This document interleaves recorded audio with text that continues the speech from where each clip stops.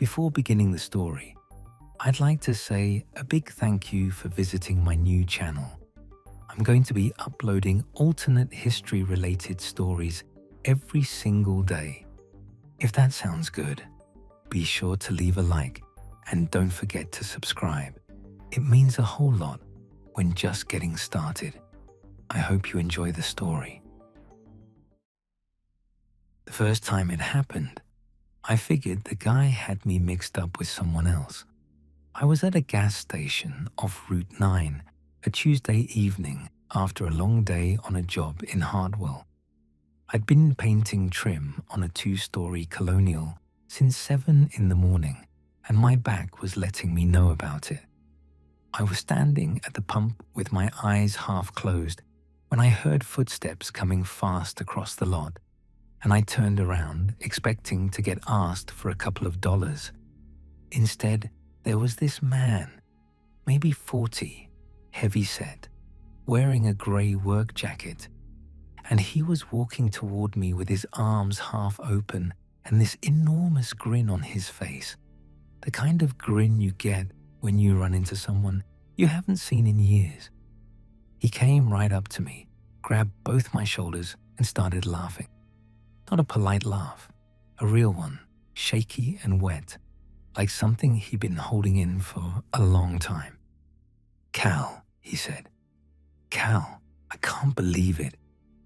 I didn't say anything because I had no idea what to say. I didn't know this man. I'd never seen him before in my life, and he was holding onto my shoulders like I might disappear if he let go. Then the grin faded, slowly, like the sun going behind a cloud. He looked at my face up close. Really looked. The way you look at something when you're not sure what you're seeing anymore. "You really don't know me," he said. Not a question, just a statement, flat and quiet. "I'm sorry," I told him. "I think you might have the wrong." He let go of me and stepped back. Look on his face wasn't embarrassment. It was something worse than that. He pressed his hand over his mouth for a second, nodded once like he was confirming something to himself, and then walked back to his car without another word. I watched him pull out of the lot and disappear down the road. I stood there for a second, then finished pumping my gas and drove home. I told myself it was a case of mistaken identity and mostly believed it. 3 days later, a woman was waiting near the entrance of my apartment building.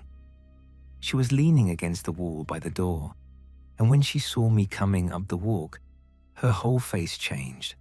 She pushed off the wall and came toward me smiling, already talking before she had even reached me. I was in the neighborhood, and I thought, "Oh, you look exactly the same, you really do." She launched into a story about a trip we'd apparently taken together, laughing about some inside joke I wasn't in on. I stopped walking. She noticed. "I don't know you," I said. I tried to say it as gently as I could. "I'm sorry.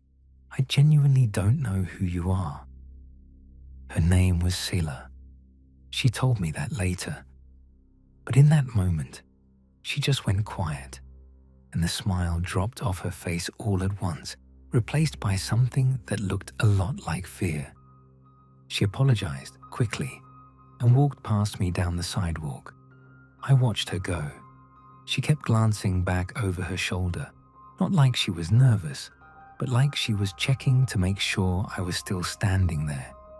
I went upstairs and sat on my couch for a while. I thought about calling someone. I didn't know what I would say. The third one showed up at work. I was on a job in a subdivision outside of town, rolling primer on the exterior of a new build, when my foreman came over and said someone was asking for me by name at the end of the driveway. I climbed down and walked over, and there was an older man standing at the edge of the property with his hands in his pockets. He introduced himself as Ferris, said he'd been a close friend of my late father's, said he used to come around for cookouts every summer when I was young.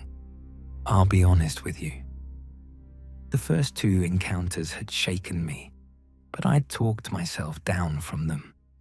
This one, I couldn't shake off as easily, because Ferris knew things. He knew the color of the house I grew up in. He knew the name of the dog we had when I was 8. He looked at my forearm and pointed at a scar just below my elbow and told me how I'd gotten it, a detail I hadn't thought about in years, something that involved a rusted fence post and a bad afternoon in my neighbor's yard. He was warm about it, gentle, like he was happy to see me. Then I told him I had no memory of him at all. He went very still. Not stiff, still, like the air around him stopped moving. "Son," he said quietly, "you passed 2 years ago. Everybody knows that." Then he seemed to realize what he'd just said. His expression shifted, the way someone's face changes when they've just now understood the punchline of a joke they've been hearing all evening. He excused himself and walked back down the street. I stood there watching him go until he turned the corner. I found Bowen the next morning. It wasn't hard. He'd said his name when we talked at the gas station, and there aren't that many people named Bowen in a town this size. I asked around at the supply yard, where some of the other guys on my crew bought materials, and one of them had seen him, knew the name, pointed me to a parking garage 2 blocks off the main road downtown. He was sitting in his car on the 2nd level, engine off, staring at nothing. He looked like he hadn't slept since I'd seen him, like maybe he hadn't slept in longer than that. I knocked on the window, and he rolled it down. I asked him to explain what was going on. He did, slowly, like he was working through it himself as he talked. In the world he came from, I was dead. He said it plainly, no softening to it. 2 years ago, on a Tuesday evening, I'd driven through an intersection on a wet road, and a truck had run the red light, and that was it. He said the intersection by name. I knew the one. I remembered a night 2 years back when I'd been coming home from a job in Hartwell. Same stretch, same road, raining, and something had made me jam the brakes at the last second just before I cleared the light. I didn't have a good reason for it. The light was green. I just stopped. A truck blew through doing maybe 50 miles an hour and cleared the nose of my truck by about 3 feet. I drove home, shaking, and didn't think about it much after that. Bowen told me that in his world, I didn't stop in time, and after I was gone, things started falling apart. He couldn't explain it in any way that sounded rational, so he didn't try. He just said the world started going wrong. Quietly at first, the kind of wrong you can't point to, just a texture to everything that felt off. Then more obviously, relationships collapsed, work dried up. There was a sadness that moved through the people who'd known me, and it spread outward from them in ways that didn't follow any rule Bowen understood. He said it was like watching a photograph develop in reverse. And one day, he was standing in a parking lot, and something shifted, and he was here. He didn't know how. He didn't know why him, specifically. He was just here, in a world where I was still alive. And when he saw me at the gas station, he'd reacted the way any person would react to seeing someone they'd spent 2 years grieving. I sat with all of that for a long time without saying anything. Then I asked him if there were others. He said he thought so. There were 5 more, total, not counting Voss. They found me over the following 2 weeks. Each one had the same look, hollow under the eyes, slow to react, like they were watching the world through a window they couldn't quite press up against. Each one knew me from a life I'd never lived. A guy named Pryor, who would have been my closest friend. Sela, who I learned had been with me for almost 3 years in that other world. Ferris again, who sought me out a second time, and this time didn't try to pretend he wasn't confused. They were deteriorating. That was the only word for it. Every time I saw them, they looked a little less present, like a signal going in and out, and the bleed had started. I noticed the hardware store first. I'd driven past it probably 500 times. I knew the sign, the logo, the color of the awning. One morning, I drove past, and the name was different.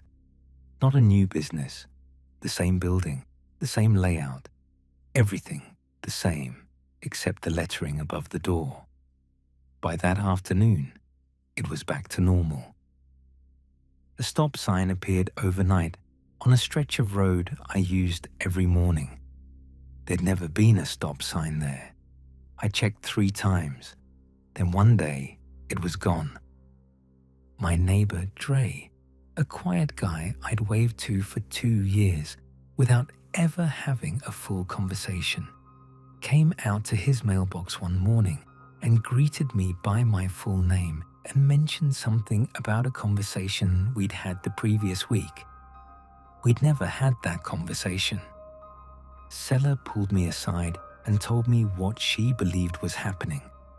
Every time someone from her timeline crossed over, they brought small pieces of it with them. The dead world was leaking through the people who carried it, and because I was the reason for the pull, the absence they'd all organized their grief around, the leak fed toward me. She said she didn't think it would stop on its own. I asked her what would make it stop. She said she wasn't sure. But she looked at me in a way that said she had an idea she didn't want to say out loud. I let it go for the moment. There was someone else I needed to think about. Voss introduced himself outside a diner on Clement Street on a Wednesday afternoon. He was friendly. That was the thing that stuck with me.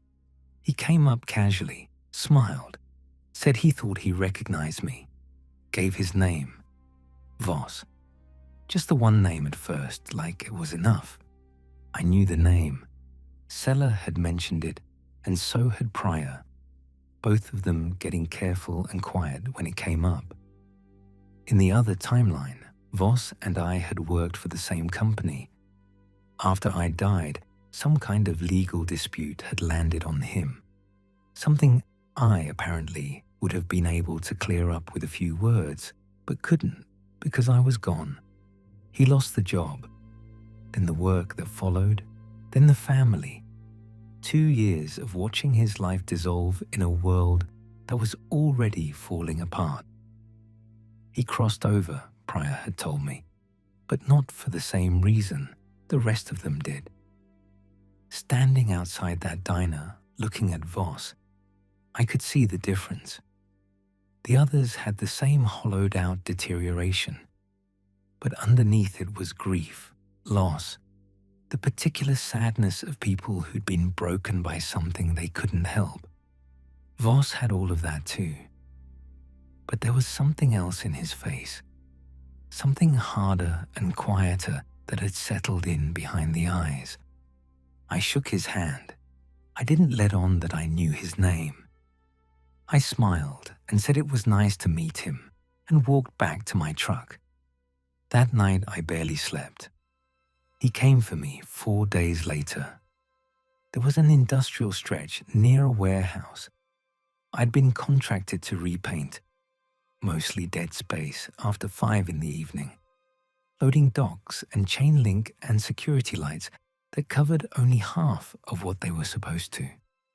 I'd stayed late to finish a section before the weather turned, and I was loading my gear into the truck when I heard footsteps behind me. Voss looked worse than he had outside the diner. The deterioration had moved fast on him, faster than the others, like whatever was holding him in this world had less patience for his reasons. His hands were unsteady. His face had a grayish cast to it under the security lights, but his eyes were sharp.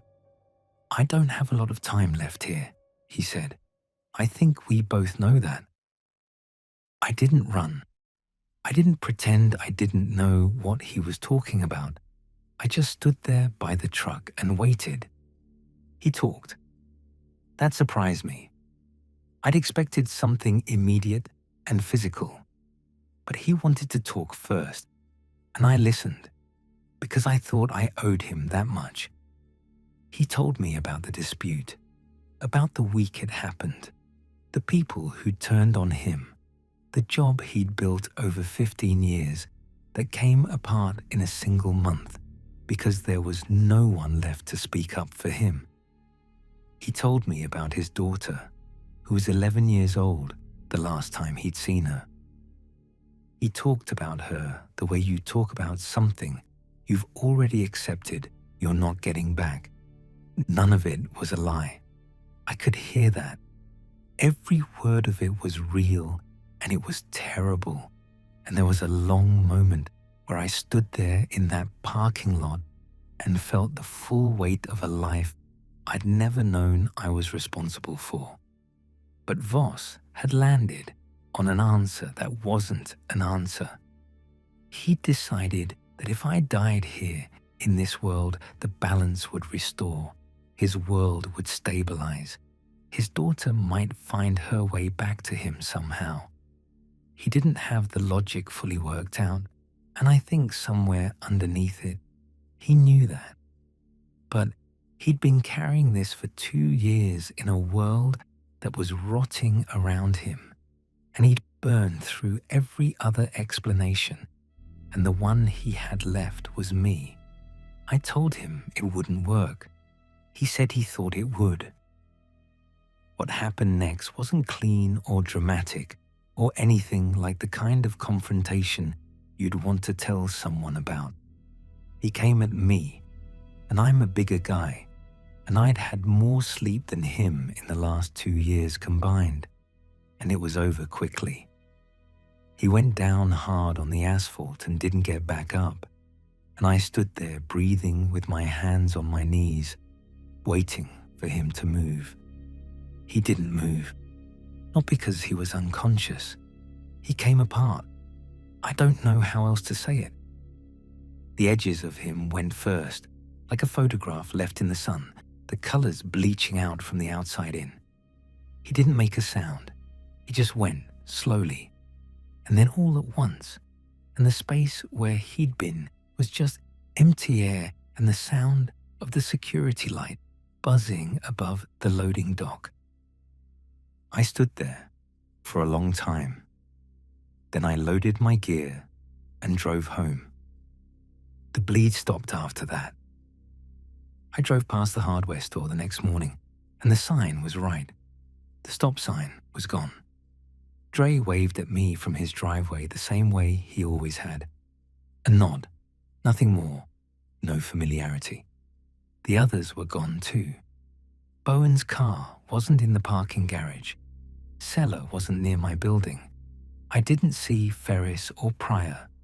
I don't know if they made it back to wherever they'd come from, or if they simply stopped existing. I think about that sometimes. I hope they made it back. I hope whatever world they returned to was quieter and less wrong than it had been. I don't know if hope is a reasonable thing to extend in that direction, but I extend it anyway. Things went back to normal. The particular heaviness of those weeks lifted, and after a while, it almost felt like something I'd dreamed. Almost. About 3 weeks after Voss, I was on a break at a job site. a subdivision rehab outside of town, 4 houses we'd been hired to repaint over the course of a month. I was sitting on a cooler with a cup of coffee, watching the clouds move, not thinking about much. A guy from another crew came over and sat down next to me. I'd seen him around for months. We traded nods the way you do with people you work near but don't work with. Never a real conversation. I didn't know his name. He sat down like he'd done it 100 times, like we were old friends taking a break together, and he started talking. He mentioned a story from last winter, something specific, something detailed, involving a job and a bad afternoon, and something that had struck him as funny in retrospect. He said my name like he'd been saying it for years. I looked at him carefully. He looked fine, healthy, rested. No darkness under his eyes, no grayish cast, no unsteadiness. He was looking at the same clouds I'd been watching and smiling a little at his own story. I asked him where he thought he knew me from. He laughed and looked over at me. "I don't understand the question," he said. I nodded. I looked back at the clouds. I finished my coffee. I didn't say anything else.